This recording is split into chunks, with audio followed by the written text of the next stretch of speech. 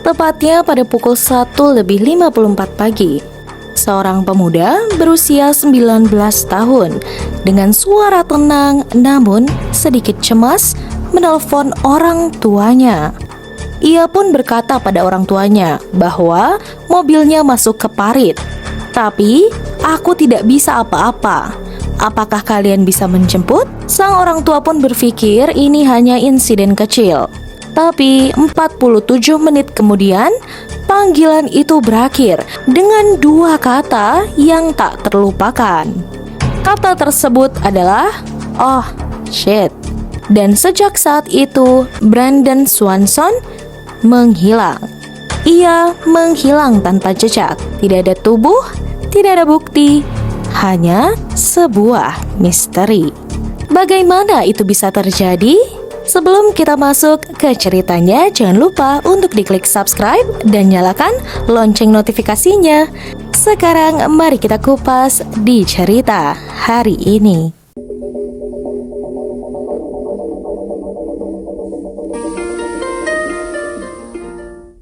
Pria misterius yang tiba-tiba menghilang tanpa jejak itu bernama Brandon Swanson.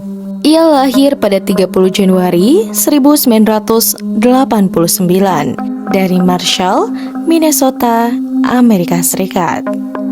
Brandon merupakan anak dari Brian Swanson, sang ayah, dan ibunya bernama Annette Swanson.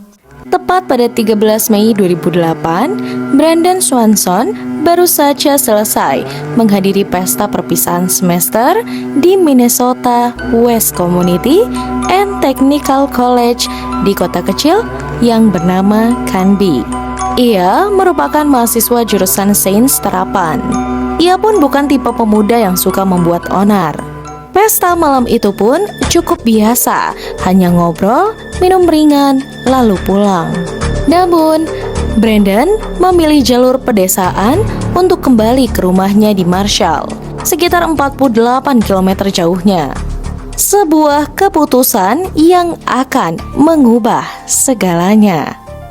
Tepatnya pada pukul 1:54 pagi, telepon berdering di rumah keluarga Swanson. Sang ayah Brandon, yaitu Brian, mengangkat telepon itu. Brandon bilang mobilnya masuk ke parit. Brandon tidak cedera, mobil pun tampaknya tidak rusak. Ia meminta orang tuanya menjemputnya, dan ia juga berkata bahwa aku dekat Lynn.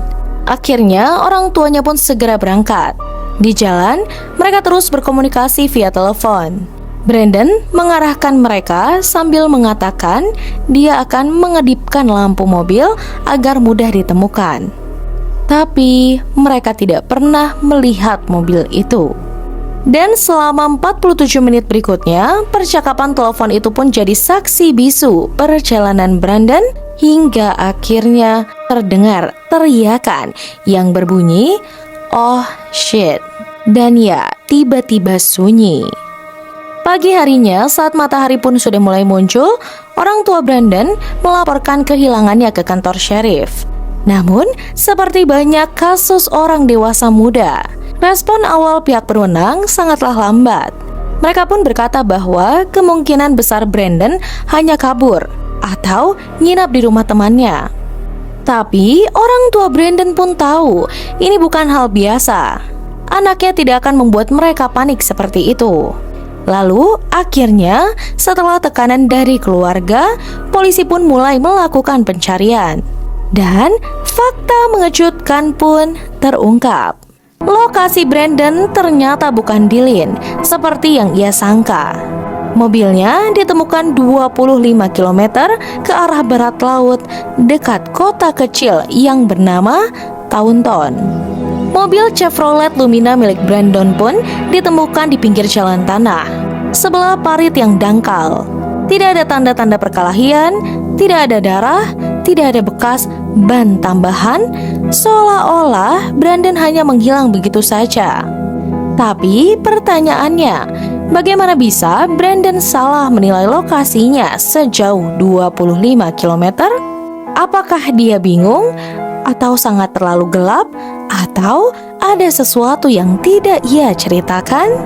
Tim pencari pun membawa anjing pelacak dan mengikuti jejak dari mobil Brandon. Jejak itu pun berjalan sepanjang 4 km, melewati jalan tanah, ladang, dan akhirnya berhenti di tepi sungai Yellow Medicine. Dan polisi pun menduga bahwa apakah Brandon tercebur? Tapi tidak ada juga tanda-tanda jatuh. Tidak adanya sepatu, tidak adanya jejak basah, tidak adanya ponsel, tidak ada apapun. Tanpa diduga, 47 menit itulah durasi terakhir komunikasi antara Brandon dan ayahnya. Satu panggilan telepon, isinya hanya obrolan gelisah. Brandon terdengar tenang, tetapi bingung karena mereka tak kunjung bertemu. Hanya kata-kata seperti "di mana kamu?", "aku melihat lampu kota", dan juga "arahkan lampu mobilmu", hanya percakapan-percakapan gelisah saja. Dan kata-kata terakhir yang didengar oleh ayahnya adalah "oh shit". Setelah itu, Brandon benar-benar menghilang tanpa jejak. Sejak saat itu, berbagai teori pun bermunculan. Yang pertama, teori tenggelam. Jejak berhenti di sungai, dan mungkin Brandon pun terpeleset, tapi tidak ada tubuh. Teori yang kedua, teori disorientasi, atau Brandon mungkin mengalami kebingungan lokasi akibat malam yang gelap dan minim penerangan. Teori yang ketiga, yaitu jelas teori kejahatan. Beberapa berspekulasi, mungkin seseorang menemukan Brandon dan niatnya tidak baik. Tapi tidak ada bukti kekerasan atau barang yang dicuri. Teori sukarela menghilang. Sebenarnya sangat kecil kemungkinan teori ini terjadi, karena pasalnya Brandon punya masa depan yang cerah, keluarga yang peduli, dan tidak menunjukkan tanda ingin kabur. Jadi, apa yang sebenarnya terjadi? Duka mendalam pun dialami orang tua Brandon yang tak berhenti di pencarian. Mereka mengubah kesedihan itu menjadi aksi nyata. Tepatnya pada 2009, mereka pun berhasil mendorong pengesahan Brandon Law di Minnesota. Hukum ini mewajibkan polisi untuk segera menyelidiki laporan orang hilang, terlepas dari usia korban. Kini, jika seseorang hilang dan keluarganya mencurigai sesuatu, polisi tidak boleh menunggu. Sebuah warisan harapan meskipun belum membawa pulang Brandon hingga detik ini. Kini sudah lebih dari 15 tahun telah berlalu. Tidak ada sinyal baru, tidak ada penemuan tulang, bahkan tidak ada sisa barang. Namun, kisah Brandon tidak dilupakan. Banyak yang percaya masih ada bagian cerita yang belum terungkap. Malam itu yang terlalu sunyi, terlalu misterius, seolah-olah Brandon ditelan oleh malam itu sendiri. Kisah Brandon Swanson ini adalah kisah seorang anak muda dengan masa depan cerah menghilang dalam malam yang tenang, dengan hanya satu saksi, yaitu suara di ujung telepon. Apakah suatu hari kita akan tahu apa yang terjadi? Ataukah misteri ini akan tetap terkubur di antara ladang dan sungai gelap di Minnesota?